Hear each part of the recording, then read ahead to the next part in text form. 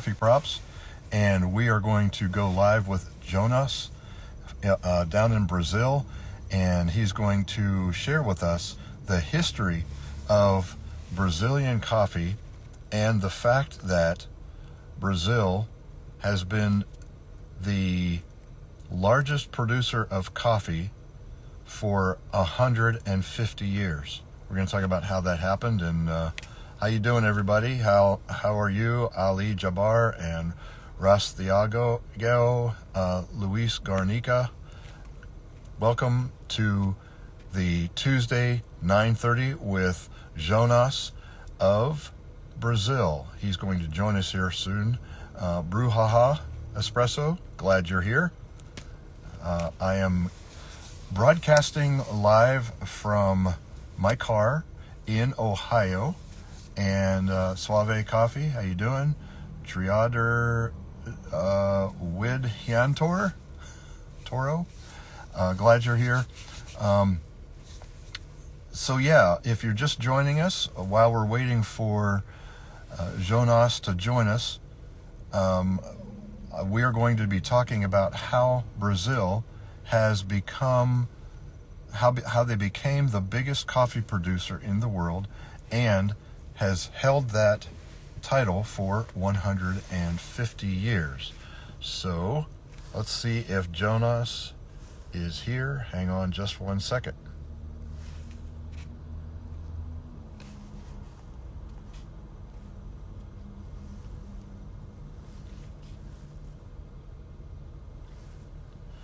All right. How you doing, everybody? Ethan, I see Coco Betu. Words by H. Haval. How you doing? Rastiago. Sleek Bonaparte. Glad you're here. Steeped Heart. Way to go. Glad you're here as well. JPGRMX. How you doing, guys? The Guy Who Brews. Glad you're here too. Anybody who brews is a friend of Coffee Props. We are waiting on Jonas. He might be having some trouble connecting, but when he does, we're going to be talking about how Brazil became the largest producer of coffee in the world and has held that title for 150 years. So, anybody, while you're joining and connecting here, let us know where you're coming from, where you're joining from, and tell us what your favorite coffee shop is, or one of your favorites. All right, inviting him, and he will join us here soon. From India, the Guy Who Brews from India. All right. Hey, Jonas. Hi, how are you? I'm wonderful. How are you doing today? Fine, thank you. Great. We got a lot of people from all over the world joining to hear you. Cool. And so we're going to get right down to it. You claim that Brazil is the largest coffee producer in the world and has held that title for 150 years. How did they become the largest producer of coffee? Yeah, Brazil is coffee started to be grown in Brazil in 1727 when how can I say that a government guy which worked for the Imperator of Brazil Mm-hmm. went to a country called French Guiana, Okay. and he smuggled some seedlings from there from Brazil. So they bring some seedlings and some seeds from Brazil, and then Brazil start to grow coffee in a very, very small area in the north of Brazil. Okay. And then the coffee start to be important for Brazil as a commodity in about the year of 1804, because before that Haiti the island used to be the biggest coffee producer in the world, Oh, but they have a revolution there for independence, which was lead for the slaves that work for the French guys, and then the coffee was so much linked in the Haiti with the slavery, so the country in that time wants to change the basis of economy. So between the year of 1804 and 1850, Brazil start to the government start to encourage farmers to instead to grow like sugar cane and other crops that used to grow in Brazil. They start to grow coffee, and then the market start to grow and grow until about in the middle of that, between 8020 and 8050, we have the Industrial Revolution. So companies start to roast coffee in large scales. So this moment give more benefits to Brazil to start to grow coffee in large scales to supply companies like, for example, if I'm not mistaken, Folgers start in 8050s, Maxwell House about 8090s. So this big company starts to roast coffee large scale, and Brazil saw that as an opportunity to start to grow more green beans and export to countries in order to roast to the more developed countries in that time, like United States and Europe too. And then in 1920s, Nestle started to roast coffee too. So the market was always expanding in the line of the idea of large producers and more green beans. And Brazil have the conditions to expand, and since then the production in Brazil was always growing because the demand for coffee is always growing too. well, now talk about elevation. Mhm. Are these beans at a lower elevation? uh, like before in the beginning of the coffee in Brazil, the coffee started to grow in large scale in the Rio de Janeiro, which is a famous city in Brazil, Hmm. because that was the most important city in Brazil in that time. And then the coffee used to grow very close to the sea level in that time because people do not understand well what coffee is. Even the idea that coffee came from Ethiopia is something very new that researchers start to study close to 1930s, 1940s. So before that, people are not sure if coffee came from Yemen, for example, that we are talking about Coffea arabica. It's one of the reasons of that is people are before that they are not sure what the origin of coffee. So we start to grow coffee in low altitudes like Rio de Janeiro, some places in the north of Brazil. When I talked before was lower altitude, but before that in the 90s, more close to the 90s. Coffee start to be growing high altitude. Like the city that I'm is my office today. We are about 1,200 meters sea level, and this city start to grow coffee in 86, 7, if I'm not mistaken. So people start to notice that coffee develop well in high altitudes than lower altitudes, the Coffea arabica, because Coffea robusta, which is Coffea canephora, growing lower altitudes, like 500 to 300 sea level, the the robustas grow well.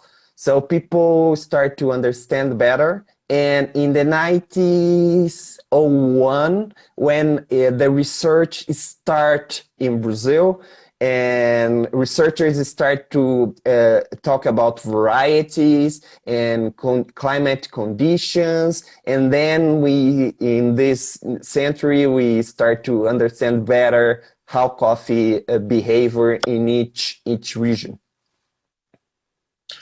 The guy who brews, who is one of our audience members, is from India. He made a comment that coffee came to India in 1670 from Yemen. Mm-hmm. So Mm-hmm. kinds of Mm-hmm. all over the world, coffee is Mm-hmm. has got a history, right? Mm-hmm. Yeah, each country is mostly is most of the countries receive seedlings because of the how can I say that, like the colony, the country that used to rule before the independence. Like the French Guiana received the seeds because of the French. Holland send seeds for their colonies, like England too, which is probably why India received the seeds too. So they ship seeds from usually the Yemen because was where the coffee was grown a long time ago, Yeah. which was bring from Ethiopia, by the way, and then they start to send it to their colonies in order to have a green coffee supply for Europe. So that's why most of the coffee start to be grown in countries like South America or Asia or other places in Africa too. So let me ask you. Let's get back to the altitude where coffee is grown. Is it true that the higher the altitude, the the more difficult it is to grow, but you're less susceptible to uh, termite, the types of animal bugs and things. Okay, like plagues and disease. Right, right. Yeah, yeah. Usually insects do not like cold weather.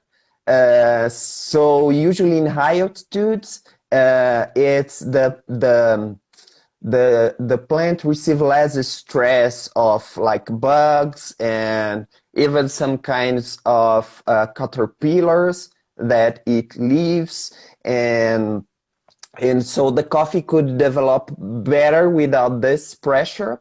Hmm. But usually some disease like coffee leaf rust, which is a disease that affect many coffee areas in the world. Um, they develop well in many altitudes, even very low until very high altitudes like Colombia. They have a problem with coffee leaf rust in 2011. They have a terrible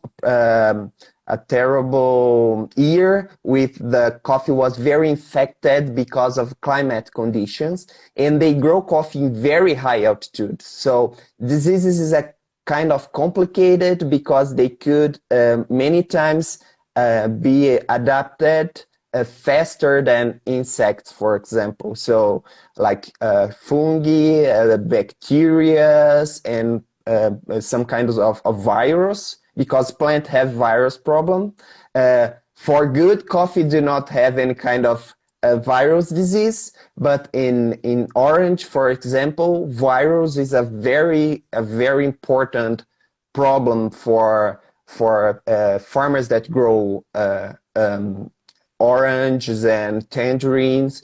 So thanks God, coffee do not have that problem. But usually these diseases are more complicated in all altitudes. Yeah. What is the forecast now for Brazil Mhm. coffee over the next year or so, in your opinion? For Brazil, Yeah. It's good. yeah, until now, the rains in Brazil are very good, but in some areas, in there are two main states that are the biggest states that produce coffee in Brazil. One is Minas Gerais, and the other one is São Paulo. And the state of Minas Gerais, which produces about 45 or 50% of all the coffee that is grown in Brazil, they have very heavy rains lately, and in some areas they start to affect the farmers, most in the north of the state. In the south of the state, we still have rains, but not a lot of rains.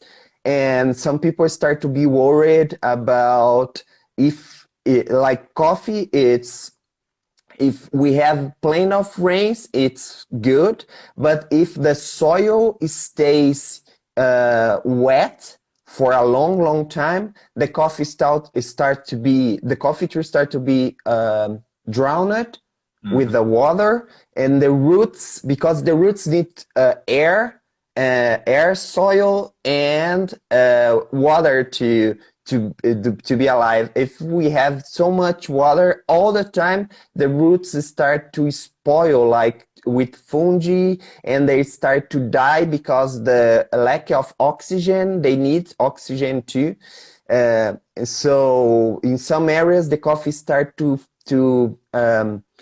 lost a kind of vigor because of this a lot of rains. We are having rains for, let me say, about 15 days in a row. So every day we have some rain and then stop and more rain. So the soil is always wet.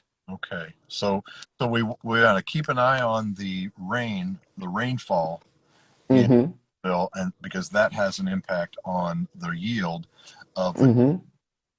Well, this has been really interesting. Had no idea that the Brazil got into the coffee thing at the right time, right? The Mm-hmm. Yeah.